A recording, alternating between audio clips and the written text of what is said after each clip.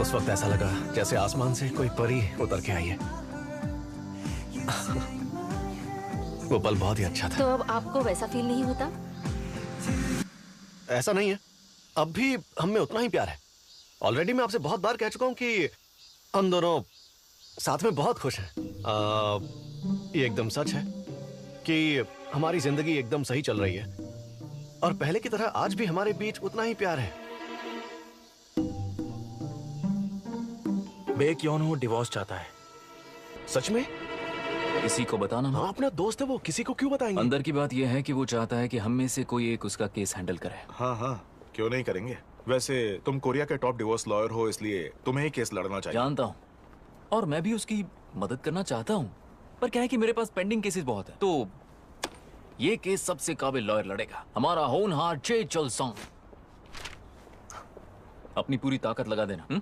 मैं हमेशा तुम्हारे पीछे ही रहूंगा। तुम्हें आखिर पीछे क्यों रहना है? हाँ, कहीं तुम्हें ये तो नहीं लग रहा कि तुम क्वींस की नजरों में बुरे बन जाओगे तो तुम्हें कोई केस नहीं मिलेगा? लोमड़ी कहीं के।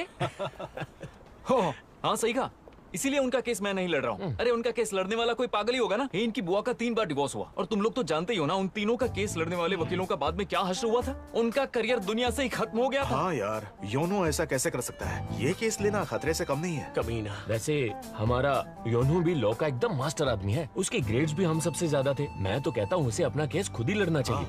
अच्छा आइडिया है। यही बेहतर रहेगा। हाँ, लेकिन उसके डिवोर्स लेने की वजह क्या होगी? हाँ ना यार, पूरे कोरिया के मर्द उससे जलते हैं क्योंकि उसके जैसी किस्मत मांगने से भी नहीं मिलती। उसकी वाइफ क्वींस ग्रुप के मालिक की लड़की है, फिर डिवोर्स क्यों? सन की है वो। सन की है?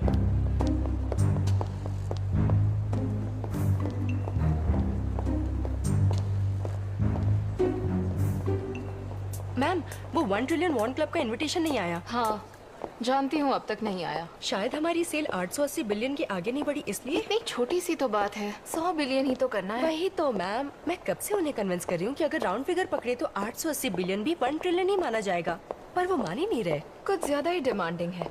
एक और बात है मैम, रॉयल डिपार्टमेंट स्टोर वाले ये अफवाह उड़ा रहे हैं कि उनकी सीईओ इसी साल 1 ट्रिलियन वॉन क्लब में शामिल हो जाएंगी। और ये भी कि हरकीना स्टोर को जल्दी ही फर्स्ट फ्लोर वाले फाउंटेन के पास जगह देने वाले हैं। पागल हो गए हैं। मुझे भी यही लगता है, क्योंकि कोरिया के ज्यादातर डिपार्टमेंटल स्टोर्स चाहते हैं कि उनके स्टोर्स में हरकीना हो, लेकिन हरकीना सिर्फ 1 ट्रिलियन वॉन क्लब के मेंबर्स को ही एंडोर्स करेंगे। चलो फिर उन निकम्मों को हमारे स्टोर से निकाल कर फेंकते हैं, जिनकी वजह से हमारा प्रॉफिट नहीं बढ़ रहा।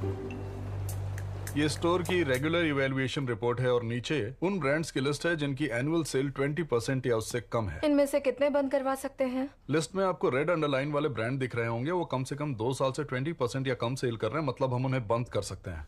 लेकिन क्या? डर डर के क्यों बता रहे हो?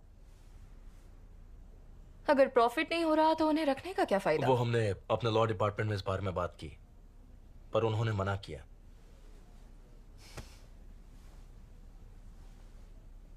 किसने मना किया? डायरेक्टर योनहो ने।